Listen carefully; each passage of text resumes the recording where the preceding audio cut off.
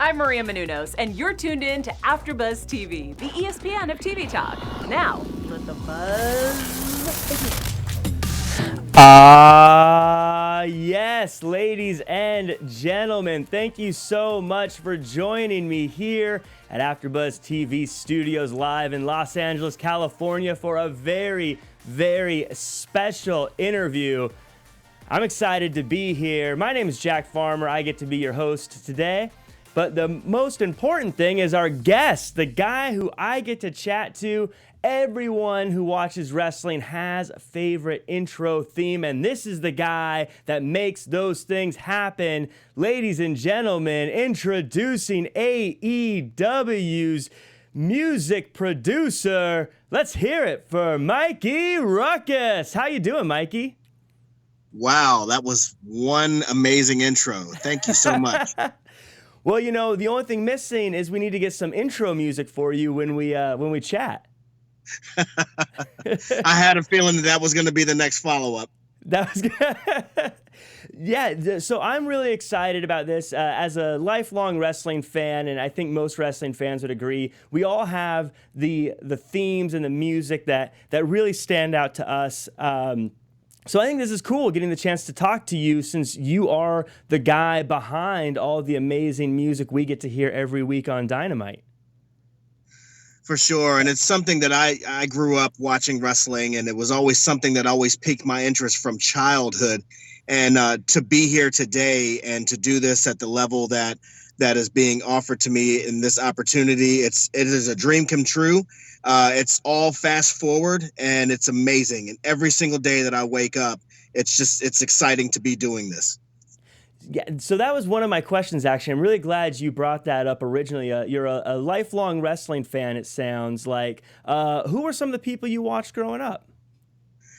Well, you know, I was really, really heavy into WWF. You know, I'm an 80s kid, and that was the main thing. And, of course, NWA was another one. And I can remember my very first image of professional wrestling. My mom was a huge fan back in the day. And very cool. Jimmy Superfly Snuka was the first one that I really took to. And it kind of started a whole thing from there. Getting in towards where I grew up a little bit and got into the early 2000s, I kind of got away from wrestling as mixed martial arts kind of started to take shape. And right around 2016 is when I transitioned back into the industry and really started pushing on the music aspect of it. So I went away for a little while, but I always kind of kept an ear out and always kind of kept an eye out to see what was happening. But just to be able to operate in that, it's an amazing feeling. And you had mentioned growing up and your mom being a fan of wrestling. I'm curious about the music. Were you always this into music, or were you the person that your mom was like, do your piano lessons, and you're like, I don't want to, Mom? Or were you like, no, Mom, I'm going to get on this guitar. I don't care what you tell me to do. Were you always this into music? No, the funny thing was our household was a very musical household, not in terms of talent, but you know, my mom was big into oldies music. So I would come home from school, the windows would be open, she'd be cleaning house, and, you know, the Beatles would be playing, and she's walking through the house and singing at the top of her lungs.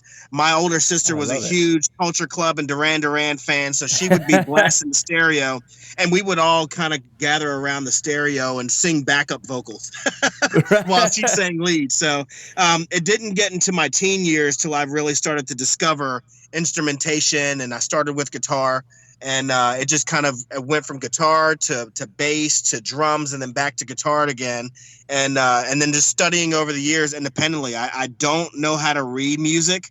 I have severe ADHD, so everything that I've learned over the years, I just learned from my ear and practice. See, that's so cool to hear that you figured this stuff out and you learned this stuff on your own without necessarily going through a more structured route. But to me, it sounds more like an art of love, because you're like, I love doing this and I'm doing it, as opposed to, well, I guess I got to go to this school and learn this thing and do this next thing. When did you realize, though, this was more than just a hobby for you? Well, right around 2010, I spent the better part of my life in retail management. And I've always played music on the side, but right around 2010 is where I decided, I need something to kind of supplement my income. And I wasn't really good at anything else other than working in a retail store and playing music on the side. So I just decided I'm going to do this and make custom music. And at the time, I was rooted in the mixed martial arts industry. So I started working with fighters on the regional level and the local level and said, I'm going to make a custom song for you. And within a year, I had my music being played in the UFC. I had UFC fighters coming to me asking for custom music. And I've always wanted to go into the wrestling field, but at the time, I was just so enamored with the realism and the actual warfare, hand-to-hand combat that was mixed martial arts. When that industry started to dry up around 2016 in the UFC and everybody kind of started to kind of scale back, I noticed that the independent wrestling scene was in a boom period. And so I decided to make my transition and basically start over. I built my brand up in MMA between 2010 and 2016, and then started all over again in professional wrestling. Between 2016 and early 2019, I had created over 250 entrance themes for professional wrestlers within the United States and the UK. So it started out of necessity for survival. And it just kind of blew up over the years into something completely different. And it just created a workflow where this is my thing. I walk into my office, I turn on the switch, and then I go to work. So that's really cool to hear. It sounds like you approached the fighters originally about making music for them, or was it the other way around? They came to you, or it sounds like from what you're saying that you said, hey, look, I'm good at this. I want to make you some cool music. Is that sort of how it happened? Yeah, and I wasn't even really good at it when I first started. I just decided. You didn't tell them that though, right? No, not at all. I said, you know what, I'm going to do this. And I reached out to them, and then I began to network. And, of course, with Facebook and social media and things like that, I was able to to start contacting people. Next thing I know, I have, professional mixed martial arts companies contacting me, and I'm working with people all over the globe. And it kind of just developed over time to this thing where I gained momentum and I gained a workflow, and it just worked. And I realized that there is a need out there. And, the goal was always to have some place that I can go and work and do this full time. I never thought that day would come. So I kind of settled into this thing where I was running a retail store, working 60 hours a week in the store. But then, I would, after a 10-hour day at my store, I would go home and I would have a client sheet where I was doing freelance. And I did that for a long time. And I could have anywhere from three fighters or 3 wrestlers to deliver music to, and I would have sometimes up to 30. And it was very taxing after a while. And it kind of got to a point where I said, something's got to change. And right around that time where I felt like I was starting to get burned out is when I heard about AEW. So that's awesome to hear that you were. I always love hearing the stories about people who are working, the can't see hours when it's dark outside and when everyone else is sleeping, you're putting in the work to build what you do, which is so cool to hear about. You had mentioned obviously now AEW getting involved, and that's obviously what we're chatting about today. I'm curious how that connection happened. How did you get connected with them? Was it like you're on LinkedIn and you message Cody, or was it like one of the fighters you've worked with, or how did that connection really happen just to bring you guys together in the first place? Right. Well, it was actually a combination of all of those things. So I had developed a really good network over the years where I could go and don't have to say anything publicly. I could just talk to one person who could talk to another person who can get me that contact. And the first thing I saw about AEW was a tweet from Dustin Rhodes. I had followed Dustin on Twitter, and first thing I saw was he was very proud of his brother and what he was into. So then I was like, well, what's Cody doing? So I looked and I saw the announcement of AEW. And when I saw it, I mean, for me, in my mind, I just said that gig is mine. Like, there's no other question. It's mine. This is what I need to do. And I'm definitely a half glass full type of person. And I'm always trying to look at how to make it completely full. And so I immediately. I love that. And my wife is a total opposite. She sees the glass half full, or she sees it half empty, and she sees people standing off to the side, thirsty, ready to drink. Right. So, right. Anyway, so I started putting the words out there, and I could not get a hold of Brandy and Cody to save my life. Like, they were ninjas, and it was, and I was like, this this is crazy. Like I've never had this situation happen before where I couldn't reach out to somebody. So I continued to put feelers out there. And then finally I tweeted out, I said, I am your guy. I said, I've never been one to kind of stand back and be quiet. I've always gone after what I felt like I deserved and what I felt like I was ready to work for. And in the midst of that, I had somebody contact me and say, hey, this is the person you want to get in touch with. And that person's number that was given to me was QT Marshall. So I sent a message, and he sent me a message back, and he's like, what are you looking for in compensation? And we threw some messages back and forth. Then I didn't hear anything. And next thing I know, that a lot of the previous clients that I had worked with over the years started to tweet out to Cody and Brandy, this is your guy. And that's when things kind of started to change. I got a message from Brandy on Instagram and said, let's set up a call. Right. And I was, wow, this is it. So in that first conversation, it was a conference call with Brandy and a couple of other representatives. She says, one of the things that stood out to me and that stood out to all of us as the team is that the people that you've worked with previously went to bat for you. She said they kind of lifted you up, and that really speaks volumes. Because at the end of the day, anybody can give a great interview, anybody can pad a resume, and everybody can sound good right at that moment. But when you have people that have worked side by side with you over the years, and some of those people I hadn't talked to in years, and they put it out there for me, and they helped me, and it was an amazing and humbling feeling at that moment. So we began to kind of talk back and forth, and originally they needed one song for Double or Nothing 2019, and then they needed 5, and well, what would you charge for 20? So I said, well, look, you can pay me 20, you can pay me for 20, or I'll just work here forever for this. Right. So smart. And I'm smart. paraphrasing, of course. But then a couple of weeks later, I got the phone call and they said, we want to bring you on. And it was late, and I was in my front yard, and I tried really hard not to yell and scream and backflip, but we were off and running. May 1st of 2019, I joined All Elite Wrestling, and it's been fast forward ever since then. It's so amazing. And a number of things I want to touch on. First off, how surreal it must be to be having this opportunity of a lifetime happen through social media in this day and age with messages on Instagram and Twitter and all that good stuff.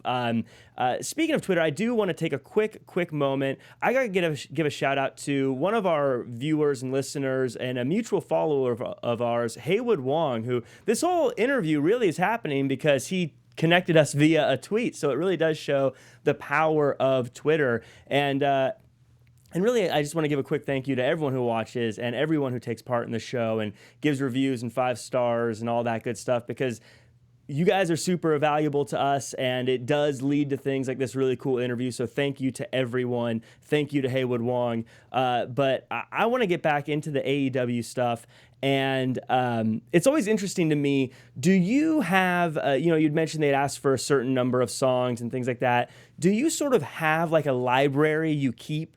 And then when they ask for something like, hey, best friends need a new song, and you kind of go, okay, this is sort of what I have, or is it all from scratch? Or what does that process look like to you when you get a request for a new song, for instance? Yeah, so 99.9% is from scratch. The only time that I reach into like a previous catalog is if we have somebody come in, like local talent comes in last minute for a tryout match or for an enhancement match, and we need something for them in that moment. Mm-hmm. Any other contracted talent, it's all from scratch. The Best Friends theme in particular, that was actually the second song that I had written for them. And that's that a banger, one, by the way. Yeah, appreciate it. And the first one was actually a rock tune. And I had gone and researched what they were doing online, and somebody had sent me a clip of a rock song. So I put together a rock tune, and then they came back and they said, well, they kind of want something like Beastie Boys. And I was like, say no more. That's all I need to know. Beastie Boys. Yeah. So that together, and everybody kind of loved it. And it took it's taken a life of its own. But at the end of the day, like the time and the process, it was a lot easier in the beginning when we just had pay-per-views. But now with TV every week, I'll usually, the average is maybe 3 days. And so ooh, that's a quick turnaround. Yeah, and again, we're on fast forward. So the process in that, you have to have a workflow. And I had worked so many years in a specific workflow, and I thought, you know what, I'm ready.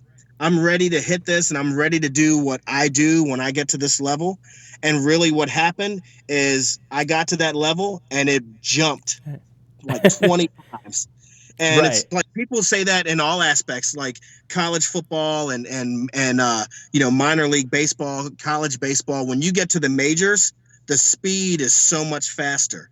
And that's exactly what's happening here. So, and there's really no time. You got to go in, you got to know what you're doing. You got to understand your workflow and your creative process. And it's all about decision making. So you get your feedback and your information from the talent, from the EVPs, from Brandy and Tony and QT. And I'll even get together with Kevin Sullivan, the VP of post-production, and kick around some ideas because they're creating the video walls at the same time. So, and I try to turn around a sample as quickly as possible. There's no time to fool around. We send it up. They give me any feedback, any changes that I need to make. If I need to start all over again, I start all over again. So that's always been my thing. I don't really put an investment in feelings when I'm telling somebody else's story, because this is not my story to tell. I tell their story. So if they need me to change something, there's no question. I'll go back and I'll change it, and I'll do it as many times as I need to make sure it's exactly the way they want it before they play it. And that shows a lot of professionalism, because it's very easy to say, don't take it personally when you're a creative, but it is hard when you put a lot of work into creating something and someone says, no, we need to make a change to it. I'm very curious, what kind of, do they give you feedback? I mean, you had mentioned with Best Friends, they had mentioned Beastie Boys, but with other cases, with like a Darby Allin or whoever, do they give you input, or are they just like, hey, this is Darby Allin, this is what he looks like, you do what you think fits best? Like, how does that sort of process look? So it all varies, and especially in the beginning, we had some talent that already had their music with them. So, and there are a handful that have their own. Like Darby does have his own music. He got Wicca Face to create his music for him. So in the very beginning, it was just me and Brandy. I communicated to Brandy. Brandy communicated to the EVPs and the talent, and then they filtered all of that back to me. Right. And as I began to build trust in the relationship that we had, and they saw that my work was consistent, they saw that I didn't really produce any delays, I didn't create any issues, I did what was needed of me, then things started to change. Like I can remember sitting at the dinner table with my wife, and we're eating at a restaurant, and I get an email from Cody about the Double or Nothing theme. And I'm kind of like, I get an email and I look around like somebody's watching me. I'm like, am I being right now? Like, Cody Rhodes just messaged me. And then it became random text messages from people I didn't know. I'm like, who is this? And, oh, it's Kenny. I need you to work on this for Shanna, Shanna's theme. Right. And, so it just kind of, and then there were times where they were like, we trust you. We want you to work individually with the talent. This is their number. So it's kind of snowballed into now that I'm part of the team and they know that I'm here for the long haul, the floodgates are kind of open, and the creativity and the pathways of communication are all open, and we all discuss it. That's very cool to hear, and it also shows that just because a lot of times people feel like they've made it, and I'm sure there's that moment of feeling like you made it when you first got signed with AEW, but then knowing, no, you're still proving yourself, and there's still more to do and still more to kind of build on, so you start getting that opportunity to speak with the talent directly and to build more and more of those themes going forward. Something that I'm curious about, and I don't know how much you're going to be allowed to talk about, but obviously people who come on TV are going to need a theme, which tells me you must have some idea of some of the people before they debut, right? Sure. At the same time, I don't get long-term plans. Like that's right. I think a lot of those long-term plans are left between the EVPs themselves, the EVPs, Tony, and people don't realize how much their hands are into everything. They keep track of everything, and they're into everything, and they're I think that keeps the company as a whole grounded, because the last thing that you need is somebody catching wind of information and then they leak it to the wrong person or tell the wrong person. Usually when it comes to talent that's on the way, I don't really even give a thought to rumors or anything like that. When I get the call, I get the call. Sometimes I get the call like the day before. Right. I'll give you an example. I think the longest time I've had to prepare for talent coming in was Jake Roberts, and that was Jake Roberts was 2 days. Jeff Cobb was about a week, and we ended up needing the music a week earlier than we thought we were going to need it. So I thought we were going to use it for the following Wednesday, and they were just going to do a vignette for that particular Dynamite. Oh, Jericho's going to introduce him, and then we'll need the music next week, so we'll put together a pitch for Friday. Great. I'm signing and closing on a house, and I'm walking out of the building, and I get a text message that says, "Hey, can you get that Cobb music ready for tonight?" And I said, "Holy crap!"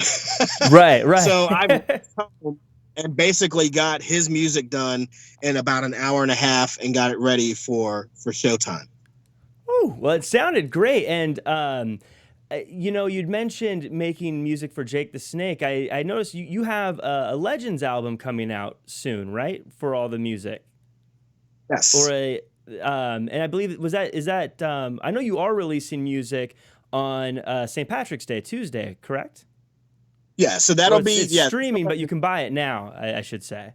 Yeah, so we go through CD Baby, and that's the cool thing about AEW is they've allowed me the opportunity to kind of take ownership of releasing the themes out to the people. My goal is to be different from any other wrestling musician that's ever come before me. And there's not many of us, and a lot of times they're very inaccessible. They're not very interactive. And, they just all of a sudden music appears and that's it. And then you don't hear from them for years later. We know that this content is something that the people want. And they said, you do your thing. We get you the cover art and you do your thing. And so we had kicked around the idea of the Legends album. And what I want to do is there are so many that we've worked on over this last year. Like, why not put it together as a compilation? Because there's some that you haven't heard.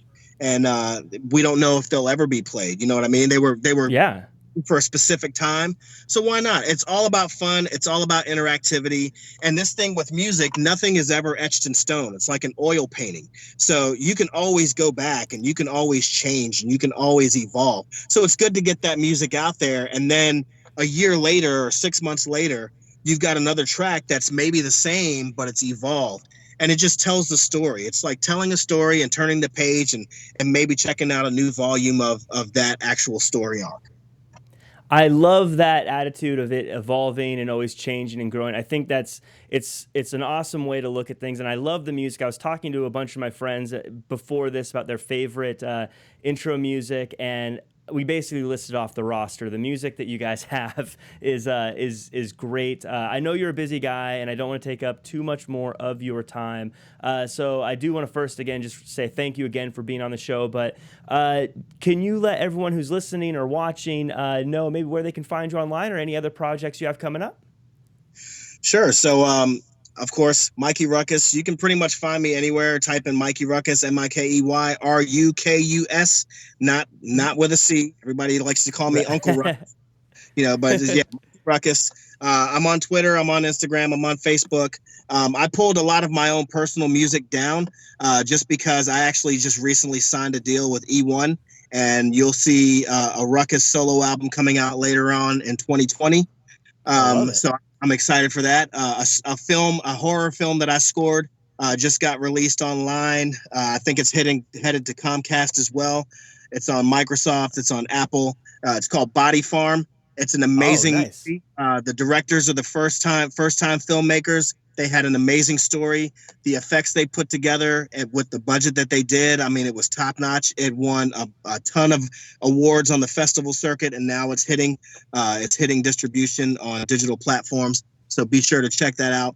And I try to be as interactive as possible. So feel free to hit me messages on Twitter, and if I have the time, I will respond. I'm a normal guy that's been thrust into an extraordinary situation. And you're at the very least a very busy guy. I can't believe all the stuff you've got going on right now. This is crazy. I mean, most people would say I'm closing on a house, and that's what they're doing until they're done with that. But you're moving and shaking. You've got movies coming out. You've got albums coming out. You've got entrance themes coming out. Man, when do you sleep? It's a suggestion. I'll sleep later. Well, man, I appreciate you so much for coming by and chatting with us today. I know all the people watching are going to appreciate it as well. Again, I just want everyone to check out the movie Body Farm when it's available. I can't wait to see that. The album, we're looking out for that. But if you are listening to this now, definitely go and check out some of the intro themes. You can see where you can buy and download them on Mikey's Twitter page at Mikey Rukus, and you can also check them out streaming, I believe, in a few weeks or whenever they become available shortly. Actually have a Spotify page as well. So all of the themes that we've released previously are now on all digital distribution platforms: Google Play, Apple Music, iTunes, and Spotify. Just type in All Elite Wrestling and those themes will come up. Very cool. I love it. Well, thanks again for being on the show, Mikey, and we'll chat again later. Thank you. It was an absolute pleasure. I appreciate it. All right. Thank you. Have a good one. You too. Bye. Well, that was our interview with Mikey Rukus, the creator of so much of the music on AEW. Thank you so much for joining us again. My name is Jack Farmer. You can find me at jackcfarmer.com as well as at Real Jack Farmer across all social media. I am also the host of the AEW Dynamite After Show every single Wednesday at 8 p.m. Pacific Time, as well as the AEW Social Media Skim. Every Monday we film that, and I do the WWE Raw After Show as well every Monday at 9 p.m. Pacific. Until next time, folks, buzz you later. Our founder, Keven Undergaro, and me, Maria Menounos, would like to thank you for tuning in to AfterBuzz TV. Remember, we're not just the first, we're the biggest in the world, and we're the only destination for all your favorite TV shows. Whatever you crave, we've got it. So go to AfterBuzzTV.com and check out our lineup. Buzz you later. Views expressed herein are those of the host only, do not necessarily reflect the views of AfterBuzz TV or its owners or principals.